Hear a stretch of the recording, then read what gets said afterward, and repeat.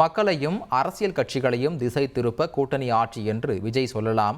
அதிமுக அப்படி உடனடியாக சொல்ல முடியாது என அதிமுக துணை பொதுச் செயலாளர் KP முனுசாமி தெரிவித்தார். இதே மாதிரி ஆட்சியில அதிகாரத்துல பங்குன்னு சொல்லியிருக்காரு. நீங்களும் அது மாதிரி கொடுக்கறதுக்கு வாய்ப்பு இருக்கா? விஜய் அவர் ஒரு புதுசா ஒரு கட்சி ஆரம்பிச்சிருக்காரு.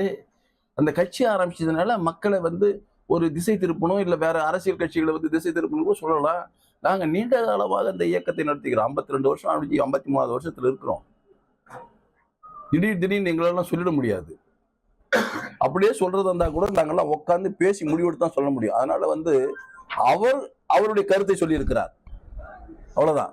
நாம் தமிழர் கட்சியின் சேலம் மாநகர மாவட்ட செயலாளராக இருந்த அழகாபுரம் தங்கம் என்பவர் கட்சி பொறுப்பில் இருந்தும் கட்சியில் இருந்தும் தன்னை விடுவித்துக் கொள்வதாக சமூக வலைதளங்களில் பதிவிட்டுள்ளார்.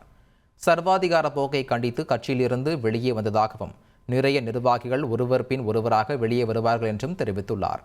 கடந்த மாநகராட்சி தேர்தலில் இருந்து அழகாபுரம் தங்கம் எந்த பணிகளும் மேற்கொள்ளாமல் இருந்ததால் நாம் தமிழர் கட்சியின் ஒருங்கிணைப்பாளர் சீமான் இவரை விலக்கி வைத்து விட்டதாக கூறப்படுகிறது. செய்திகளை உடனுக்குடன் தெரிந்து கொள்ள உடனே சப்ஸ்கிரைப் பண்ணுங்க.